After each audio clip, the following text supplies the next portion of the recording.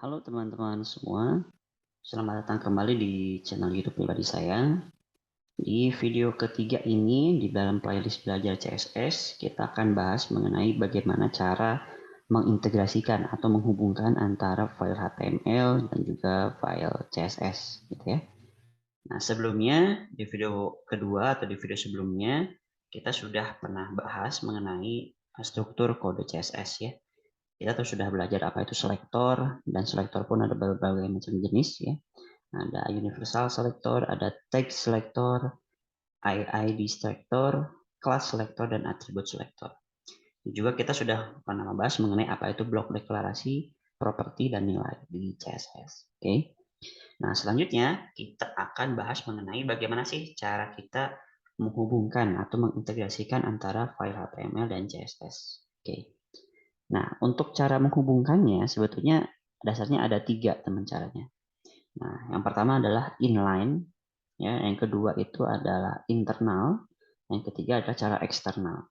Nah, inline itu artinya kita menuliskan kode CSS itu inline dalam baris yang sama dengan tag HTML-nya, ya. Nanti kita akan coba demokan. Terus yang kedua itu adalah internal CSS integration. Itu artinya file HTML dan file CSS itu ada dalam satu file yang sama. Oke, kita nggak bisa, tapi ada dalam satu file yang sama. Oke. Terus yang ketiga, yang terakhir adalah tentang external integration CSS. Nah, kalau eksternal ini HTML dan CSS itu filenya dipisah, ya. Jadi ada file HTML, ada file khusus CSS. Nah, nanti di HTML ini kita panggil file CSS tersebut, ya, agar bisa terintegrasi stylingnya. Seperti itu. Oke. Yang pertama, saya akan buat dulu struktur foldernya di folder CSS. Belajar CSS ini saya akan bikin folder baru dalam folder belajar CSS namanya untuk menampung ya, untuk menampung kode CSS biar tidak bercampur dengan yang HTML dan struktur file kita bisa jadi lebih rapi. Saya di sini akan bikin folder dalam belajar CSS itu misalkan namanya styles web gitu ya. Nah, seperti ini. Nah, oke, saya coba pindahkan file style CSS ini ke dalam folder style strip web ya. Oke, ini kita close dulu karena kita tidak akan bahas lagi itu. Kita akan membahas mengenai yang pertama itu adalah penulisan CSS inline ya. Nah, pertama saya akan bikin dulu file HTML-nya, bikin file baru ya. Jangan lupa di save, simpan di folder belajar CSS. Saya tambahkan misalnya index.html. Oke, seperti ini ya. Seperti biasa kita buka dulu ya, apa namanya, kode HTML-nya ini ya. HTML, terus kita buka head, dan ada title ya. Saya teman-teman sudah familiar ya dengan kode ini, tidak perlu saya jelaskan kembali karena kita sudah bahas tentang HTML di playlist yang pertama. Oke, di bawah head kita tulis namanya body. Oke ya. Nah, seperti ini kita udah punya struktur HTML seperti ini ya. Kita kasih judul HTML kita itu misalkan belajar CSS dasar. Oke. Terus kita coba jalankan dulu ya. Kita coba jalankan dulu HTML kita. Saya cari dulu file saya, belajar CSS. Oke, ini sudah ada. Saya coba running di browser ya. Di drag. Oke, drop. Sini, enter. Ya udah muncul ya, belajar CSS dasar. Nggak ada error. Aman ya. Kita kembali lagi ke file sini. Nah, di sini misalkan saya mau kasih judul dulu ya. Judul heading 3 misalkan ya. Heading 3 ini adalah belajar CSS dasar pertama misalkan ya. Oke. Kita balik lagi ke browser. Refresh. Nah, sudah muncul ya. Oke. Nah, selanjutnya kita tambahkan lagi paragraf misalkan ya, biar kontennya bisa nggak cuma satu. Kita buka tag paragraf di sini. Kita kasih konten paragraf sederhana. Misalkan ini, saya kasih contoh saja.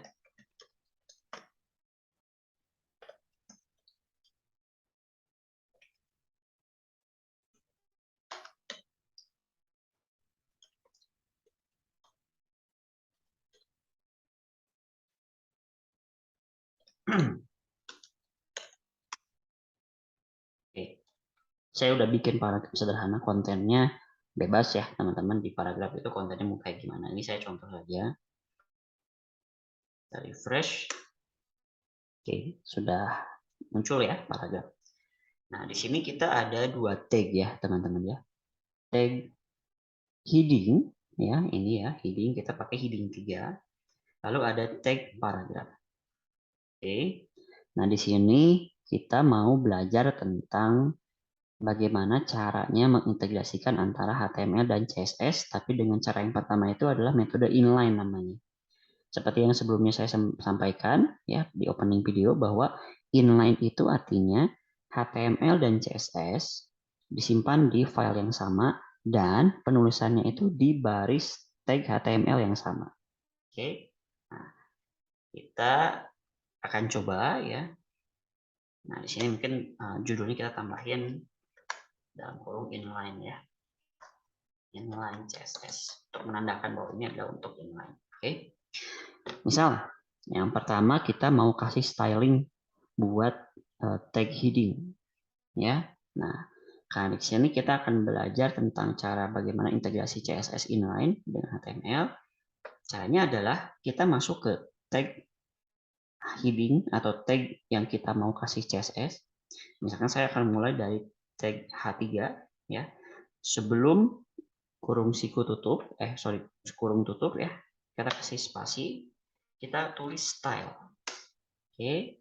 Style sama dengan lalu kutip 2. Nah, buat teman-teman yang pakai Visual Studio, dia pada saat sudah style, kita enter style, dia akan munculkan list. Listnya itu adalah ini list property dari CSS-nya. Kita kan sudah pernah bahas apa itu property. Nah, ini properti-properti CSS yang bisa teman-teman pakai. Gitu ya. Misalkan saya akan pakai color deh, warna. Nah, style color ini artinya saya mau mengubah warna dari heading 3 ini. Yang sebelumnya kan di sini munculnya warnanya hitam ya. Ini warna default ya, warna bawaan dari tag tersebut adalah hitam. Saya akan ubah ini menjadi misalkan merah gitu ya. Oke. Misalkan ini saya udah punya buka properti namanya color, saya akan ubah namanya menjadi red. Oke, seperti ini ya. Ini kita buka style sama dengan tanda kutip 2, petik 2. Propertinya apa? Value-nya apa? Oke, sampai sini kita coba save dulu. Lalu kita masuk ke browser, kita refresh. Ya, jalan CSS kita. Ya, itu cara penulisan inline ya teman-teman ya, seperti ini. Nah, terus bagaimana kalau misalkan kita itu mau kasih stylenya lebih dari satu, misalkan nggak cuma color aja. Nah, itu gampang. Nah, kalau misalkan teman-teman mau masukin properti yang kedua dan nilainya, itu jangan lupa tutup dulu dengan tanda titik koma seperti ini. Terus, biar nggak terlalu dempet, kasih spasi. Nah, kita masukin properti yang kedua kita tuh maunya apa? Ya, saya misalkan kasih background color ya. Nah, background color saya mau backgroundnya apa? Ya. Nah, tadi kan kita udah bahas color. Kalau color itu adalah huruf dari headingnya itu warnanya mau apa. Kalau background itu berarti ya latar belakangnya gitu loh. Ya, mudah-mudahan bisa dipahami ya. Apa perbedaan mana background color dan color. Ya. Di sini saya mau kasih background dari heading ini, misalkan kayak aqua saja lah. Nah, seperti ini ya. Jangan lupa tutup juga dengan titik koma seperti ini ya. Oke, sekarang kita coba refresh. Oke. Di sini colornya atau warna fontnya sudah berwarna merah dan backgroundnya itu warnanya aqua. Di sini ya. Oke. Ini kita udah pakai lebih dari satu properti. Nah, kalau misalnya teman-teman masih banyak lagi propertinya, ya di sini tinggal di spasi saja, panggil lagi. Panggil lagi. Nah, panggil propertinya, nilainya apa. Jangan lupa tutup pakai titik koma. Oke, seperti itu. Dan di bagian akhir dari style ini jangan lupa ada ini ya, petik 2 nih. Ini petik 2 pembuka sebelah sini, petik 2 penutup itu sebelah sini. Dan di tengah antara itu adalah kita bisa masukin properti dan nilai dari CSS-nya. Oke, inilah yang disebut dengan cara penulisan inline ya, teman-teman. Oke.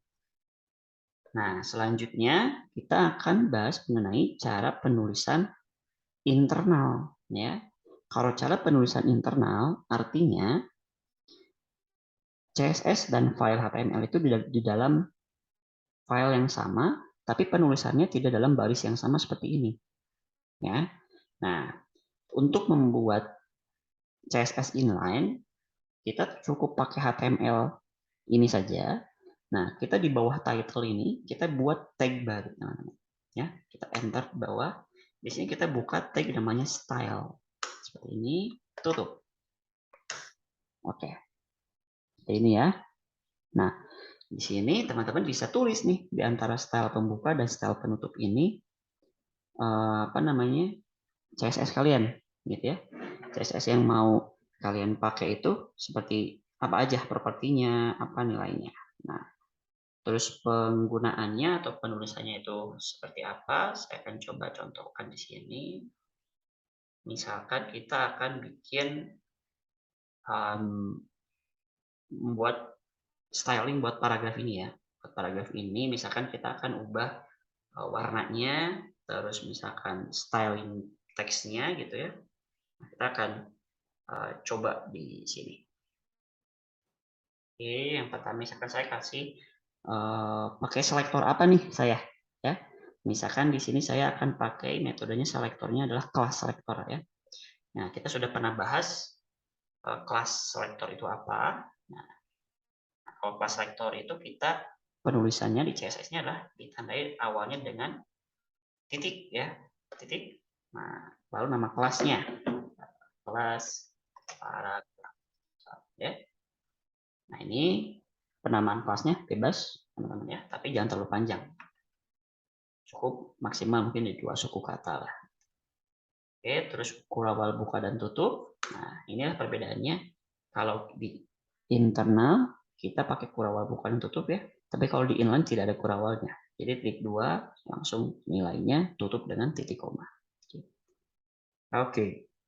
Ini di sini misalkan saya akan nambahin color gitu ya. Colornya adalah purple misalkan ya. Nah, sini ada purple. Oke. Nah, saya akan mengintegrasikan dengan tag P ini ya. Nah, caranya karena kita di sini pakai kelas ya, kelas selector, berarti di sininya di tag P atau di tag di mana teman-teman mau pasangkan styling tersebut, spasi ya sebelum penutup, lalu ketik kelas. Nah, kelas, lalu nama kelasnya apa? Ingat huruf besar dan kecilnya juga diperhitungkan. Maka untuk kelas paragraf ini K-nya kecil, paragrafnya P-nya besar. Nah, saya tulis kelas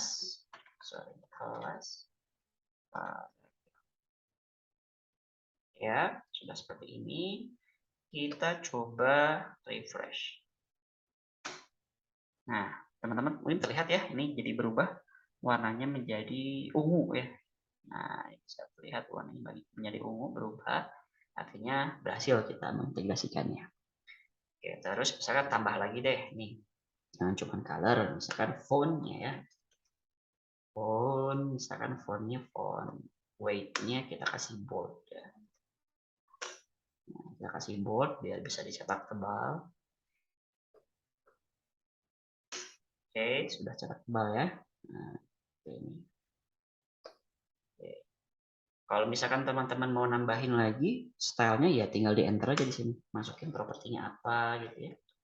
Nah, kita masukin propertinya apa, terus nilainya apa gitu ya.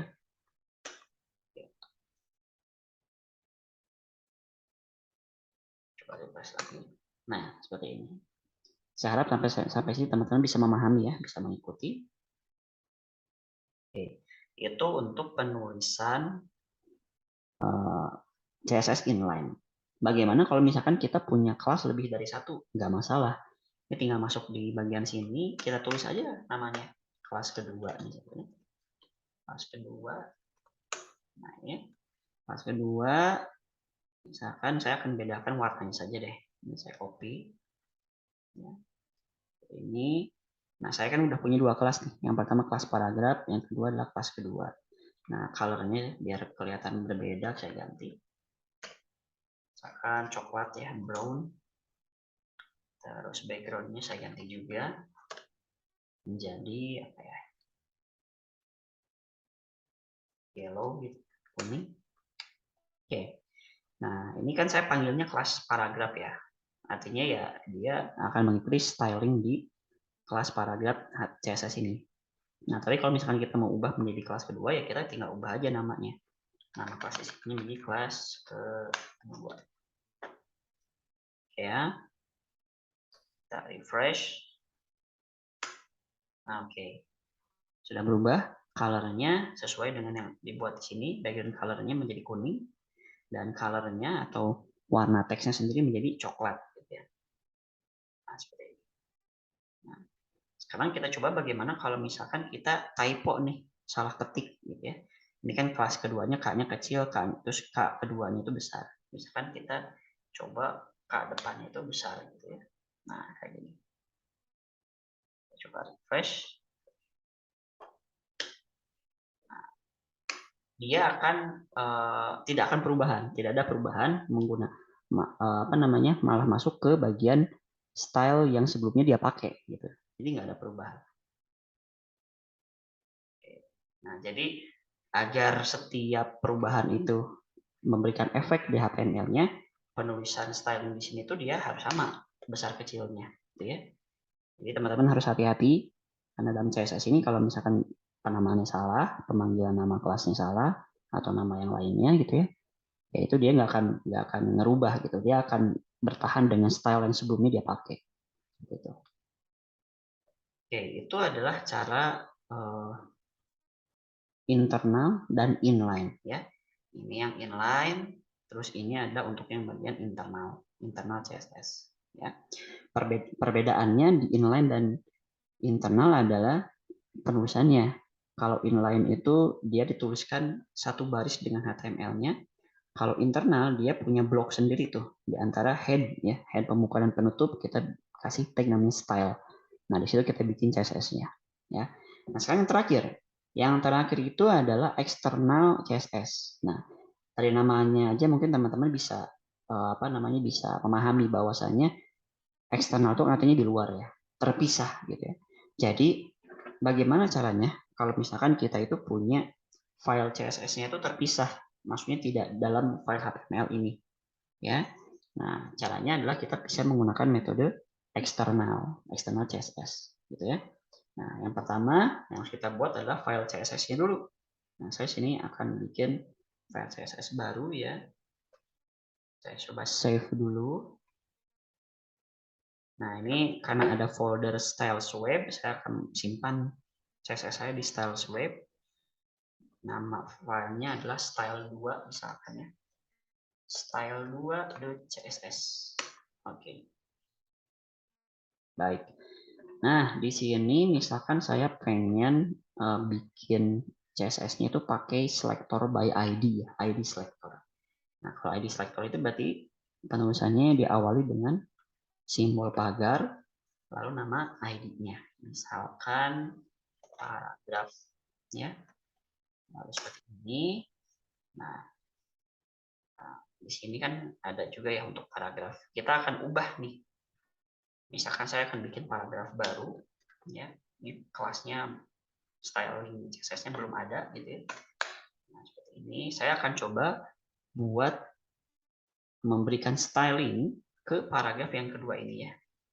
Ya, ini kan kita sudah punya dua paragraf nih. Coba refresh dulu. Nah, saya kan udah punya dua paragraf. Ini yang inline, ini yang internal CSS.